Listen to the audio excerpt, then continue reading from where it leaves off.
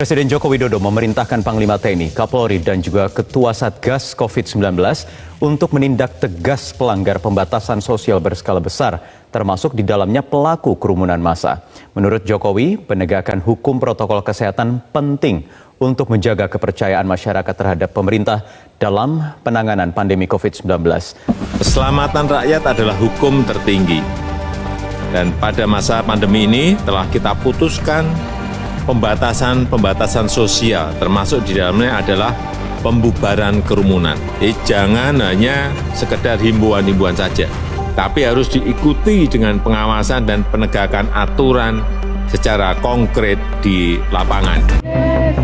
Kerumunan massa di acara Rizik Syihab pada akhir pekan lalu berujung pada pemanggilan polisi terhadap Gubernur DKI Jakarta, Anies Baswedan. Pada Selasa siang, orang nomor 1 di DKI Jakarta ini memenuhi panggilan Polda Metro Jaya. Diperiksa lebih dari 9 jam untuk dimintai klarifikasi atas dugaan pelanggaran Undang-Undang Karantina Kesehatan terkait kerumunan, Gubernur DKI Jakarta Anies Baswedan akhirnya meninggalkan Polda Metro Jaya. Anies menyebut ia menjawab 33 pertanyaan yang kemudian dijabarkan menjadi 23 halaman laporan. Ada 33 pertanyaan yang tadi disampaikan menjadi sebuah laporan sepanjang 23 halaman. Polisi meminta klarifikasi Anies berdasarkan laporan masyarakat. Laporan diterima karena ada dugaan terjadinya peristiwa tindak pidana dengan tidak mematuhi penyelenggaraan kekarantinaan kesehatan. Kerumunan massa di acara Rizik Syihab mendapat sorotan karena mengabaikan protokol kesehatan dan tanpa menjaga jarak. Padahal masih di tengah wabah virus corona. Jadi tahapannya adalah saat ini penyelidikan. Penyelidikan itu untuk menjawab satu hal, ada atau tidak ada pidana. Pertanyaannya kepada para penyelenggara pemerintahan, bagaimana ketentuannya? Ada yang dilanggar tidak dengan acara itu? Kalau memang ada yang dilanggar, maka telah terjadi pidana. Tindak pidana pelanggaran kekarantinaan diatur di Undang-Undang Nomor 6 Tahun 2018. Ancaman hukumannya diatur di pasal 93 mulai dari pidana penjara sampai denda 100 juta rupiah.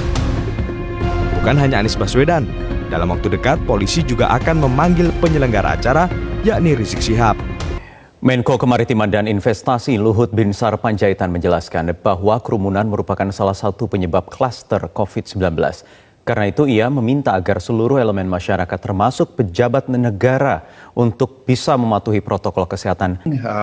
Kita tidak ingin kerumunan karena ternyata kerumunan itu adalah penyebab klaster-klaster baru. Dan itu sudah ada evidence sama kita sehingga seperti di Jakarta kita sangat menyayangkan bahwa terjadi kerumunan-kerumunan yang tidak baik dan disayangkan juga pejabat ada yang hadir dalam kerumunan itu dan juga tidak karantin. Saya kembali dari Yunan 3 minggu yang lalu, 1 minggu saya karantin sebelum saya melakukan kegiatan yang lain. Nah begitu juga nanti ini balik dari Amerika, kami ada juga prosedur harus karantina. Jadi saya pikir tidak boleh ada